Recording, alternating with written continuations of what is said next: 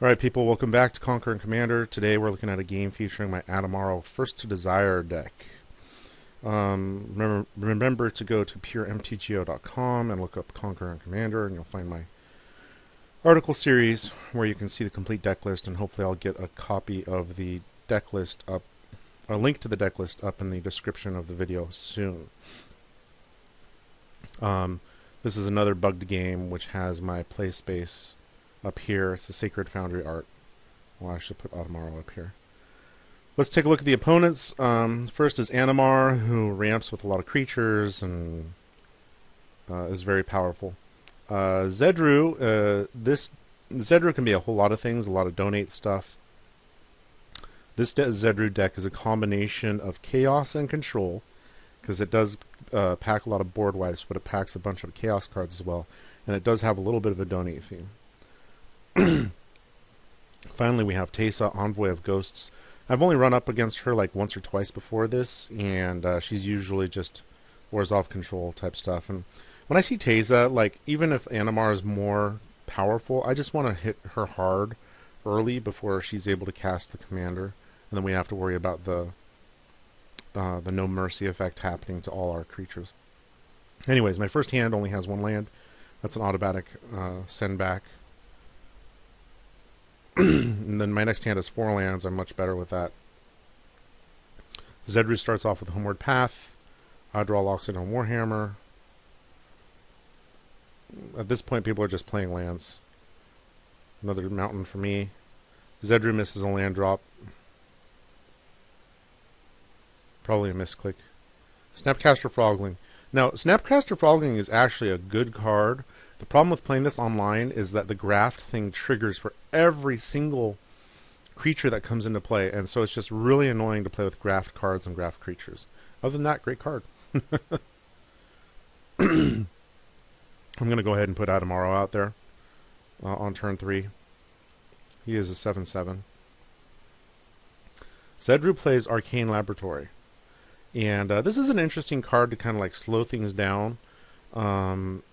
You know, it keeps people from going nuts. It keeps Animar players from just chaining creature after creature out. But the interesting thing is he ends up later on playing Possibility Storm, which can, I assume, effectively lock everybody out. Teysa once again does nothing. Renegade Krasis. It's actually a pretty good card. Alright, so here's where I'm just being reckless. The best person for me to actually attack right now would be the Zedruu player. But since Teysa is sitting back there, I kind of want, and like I said, I want to hit her early and hard. I decide to go after her, and I feel like if I'm going to face a Condemn, I want to do it early in the game rather than late. And I just want to draw something out. So I'm like, screw it, you know what? I'm going to go ahead and do it, and you see me talking about it right here. But he does have Victim of Night to destroy Adamaro. That's fine, whatever. Shaw of Isle. Shaw is actually one of those... Okay. Shaw is actually one of those super goofy cards that you look at and you're like, there's no way I would ever play this card. But if you're playing Adamaro, he's actually not horrible. Zedruu plays Avarice Totem. A little bit of goofiness there, switching things back and forth with enough mana.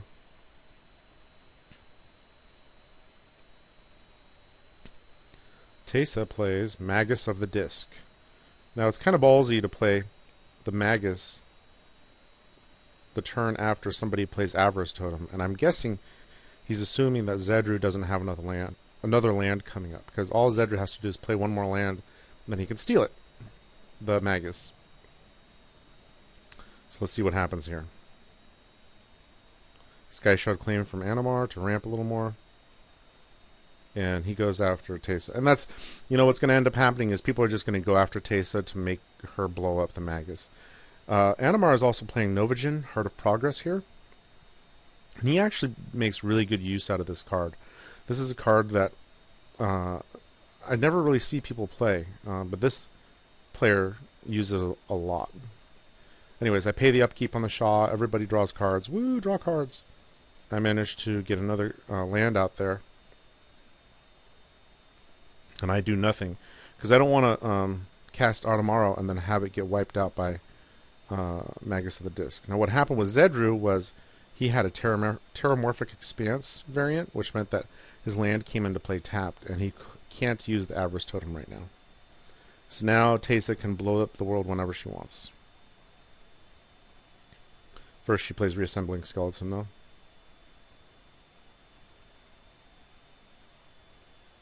And the Animar doesn't want to provoke anything. There's Voral. And everything gets pumped with Novagen. I draw Mizium Mortars, and I'm like, screw it, I'm going to try and attack and blow up the Magus. Magus does. Wipes everything out, so I'm going to play Gauntlet of Power. And then the Teysa player copies High Market with Thespian Stage. At this point, Gauntlet of Power is going to help me out because there's only one other person playing red that's using basics.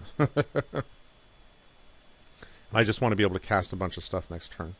Whatever I want. Zedruu plays Font of Mythos. Yay, cards! Okay. So Font is obviously good with Adamaro. Teysa plays Knight of Obligation, so she's going to have a little bit of an extort theme, I bet.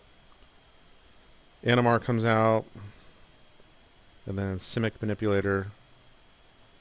And then Novagen. So I draw a bunch of cards.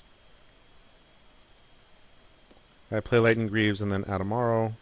Put the Greaves on Adamaro, and I attack Zedruu because I'm not going to do the same thing twice. Now, Zedruu plays Confusion in the Ranks. And Confusion is one of those Chaos cards that I'm just like, God, I hate these cards, whatever. But what I forgot was that Confusion isn't a random switch. You actually get to choose what you switch with. Luckily, I do have Chaos Warp to get rid of it if I need to. But what's going to end up happening is people are going to start switching things back and forth. The Traveler's Amulet gets switched for Lightning Greaves, but the Teysa player actually doesn't switch the Greaves around. Scion of Vitu-Ghazi comes out, and like with all the tokens and the populate, like all these creatures are going to flop back and forth. My main issue with Confusion is that like that turn just took like 5 to 10 minutes right there in real life. And things just go so slowly, it's ridiculous. So anyways, Animar is going to play Sword of Fire and Ice. And he's going to switch it for the Lightning Greaves again. And then he equips the Lightning Greaves over there. Plays Zamet Guildmage, and he's going to switch it with Animar again. And then Spike Feeder is going to come out, and that's going to get switched for the Guildmage. And then Helium Squirter tries to steal Adamaro, but I sacrifice Adamaro to High Market. Alright. And then what ends up happening is Animar goes after Zedruu, and I get the 2 bird tokens. And then I end up sacking the Traveler's Amulet for a land. Alright.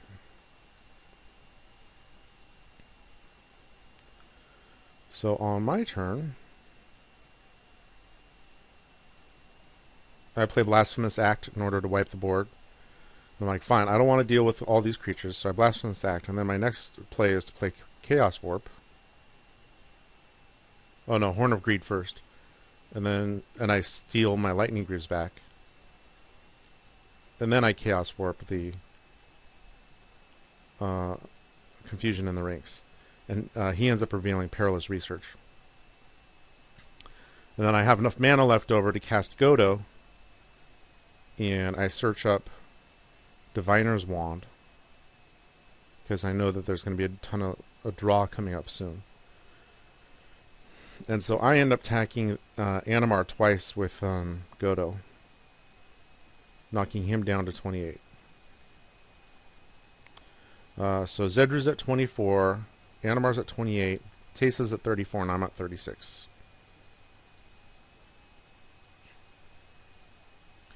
So the first thing Zedruu does is blow up the world with Austere Command, getting rid of all the artifacts and the creatures. And then he plays a face down critter. Bloodgift Demon for Teysa. Animar plays his commander. Oh, the morph gets Doombladed. It was Chromeshell Crab. And then Phyrexian Metamorph, copying Bloodgift Demon. And then he pumps them all. I was a little annoyed at the pump because I was going to be able to Mizium Mortars for Overload to kill everybody. But with the pump, the Bloodgift Demon would live. So instead what I do is I cast Mindclaw Shaman. And I target Teysa because I'm hoping that she has some sort of wipe. I should have targeted the Zedruu player, but that was my mistake. Instead, what she has is Basilica Guard, Silverblade Paladin, Profit and Loss, which isn't going to help me, Divine Reckoning, Stab Wound. So basically the only two cards I can play are these two, and Divine Reckoning is going to have to be it.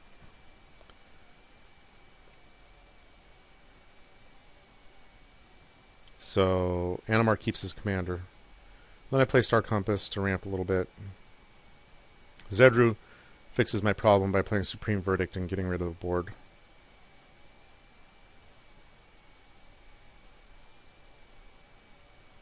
Alright. And then he plays Possibility Storm. It's like, okay, you know, Possibility Storm is super annoying, but we'll see what happens.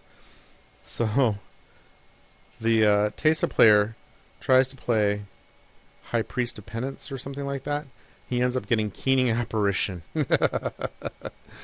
And he immediately destroys the Possibility Storm. Which is hilarious.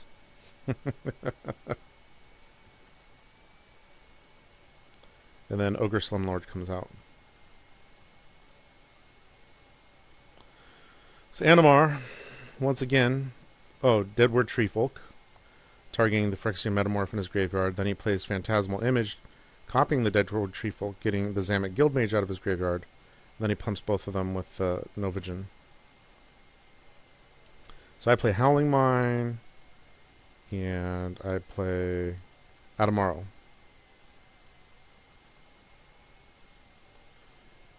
Once again, because people, you know, are getting low on cards in their hand.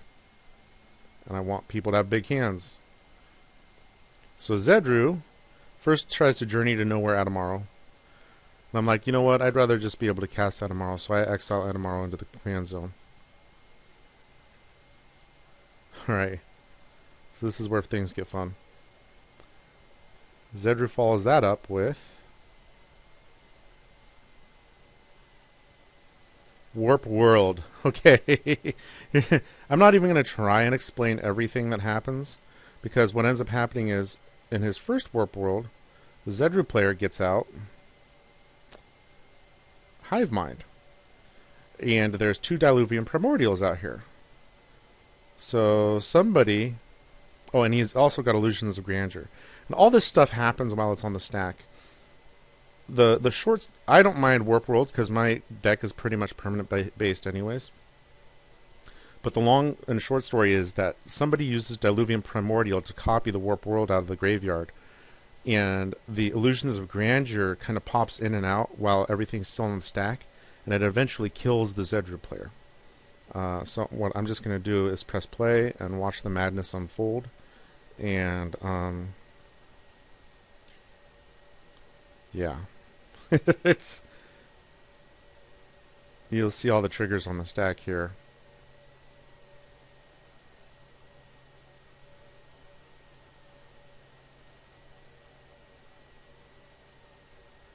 And then somebody like... I've got Psychosis Crawler out there. Oh yeah, somebody tries to Victim of Night my Psychosis Crawler. Oh, but the interesting thing is, once Zedruu dies, the turn immediately ends. So there's a bunch of stuff left on the stack that doesn't get resolved. So yeah, I mean, look at this stack. And creatures are dying everywhere, and there's Hive Mind and Warp World, and there's the 4 Warp Worlds right there. So everything gets warped again.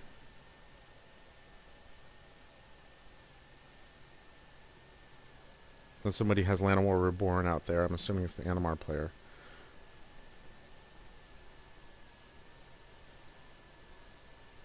And once again, I'm not in a horrible position. I got Psychosis Crawler out there. I got Solemn Simulacrum, which helped me ramp a little bit. I got some Mana Rocks, Howling Mine, Sword of Fire and Ice, or War and Peace, I'm sorry. Sync Collector, like, oh yeah, there it is. So Zedruu died. Alright, stop. Let's just take inventory of what exactly is out here now. Alright. Animar is still alive. I'm still alive. Zedruu's dead. Teysa's still alive. Alright, so Teysa's at 32 with 8 cards in hand. Sync Collector, I'm not worrying about. Flying Extort Dude and Kingpin's Pet. And 1, 2, 3, 4, 5 total mana. Animar has Oracle of Muldaya, Forgotten Ancient, which are both good. 1, 2, 3, 4, 5, 6, 7, 8, 9 mana. And that makes sense because Animar decks are usually pretty permanent based. And then, like I said, I've got 1 Soul Ring, 5, 6 total mana here, plus a sword, Howling Mine, and card draw. Okay, so, you know, I'm not in bad shape. Master Biomancer is going to be really annoying, but let's see what happens here. Teysa attacks Animar with both his critters. Animar takes it, dropping to 22. And then Teysa Oblivion Rings Oracle of Muldaya.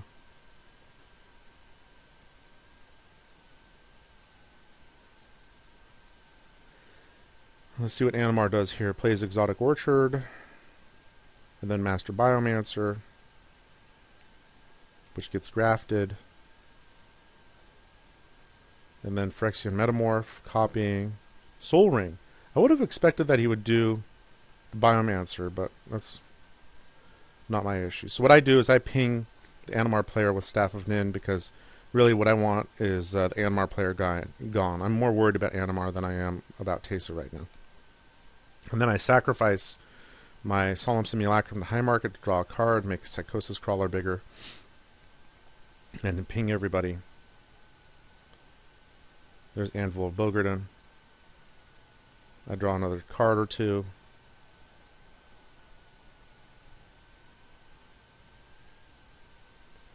A couple lands. And then what I do is I end up equipping my sword and hitting the Teysa player. She's got 7 cards in hand. Psychosis Crawler is 11/11, so that's going to be 18 points of damage. Right there.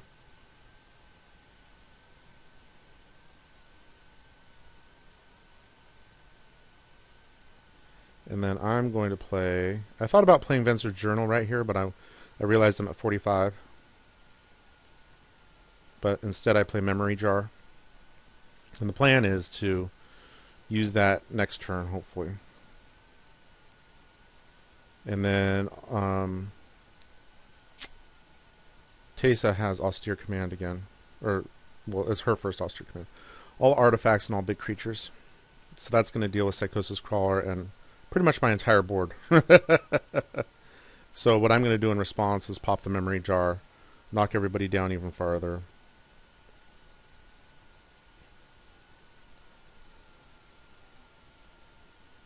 This is all the stuff I lose, and it's not horrible. Imperial Recruiter didn't make the cut. I ended up switching that out for Magus of the Moon. And then he attacks Animar with both his creatures. So Animar's at 3, Teysa's at 3, and I'm at 45 when Animar plays Maelstrom Wanderer. Well, look at that. So, and he cascades into Spike Weaver and Farhaven Elf. And the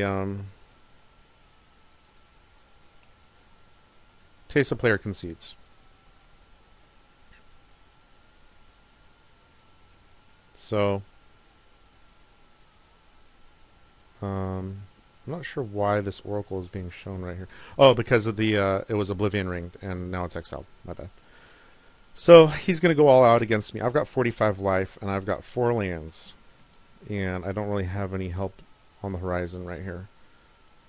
I can kill Spike Weaver with Mizium Mortars, but that's about it. I do have Molten Psyche, but he's only got 4 cards in hand. So I'm going to play Anvil of Bogarden. And I ended up getting a land. So now my plan is I need to get Metalcraft so I can Molten Psyche him, and hopefully he doesn't dump his hand.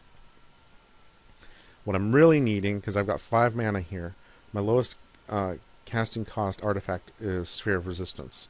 So I need to draw into either a cheaper artifact, another cheap artifact, or another land, so that I can play Sphere of Resistance and then pay the 4 mana for Molten Psyche. Meanwhile, hoping that he doesn't dump his hand. I can take 1 good hit right on.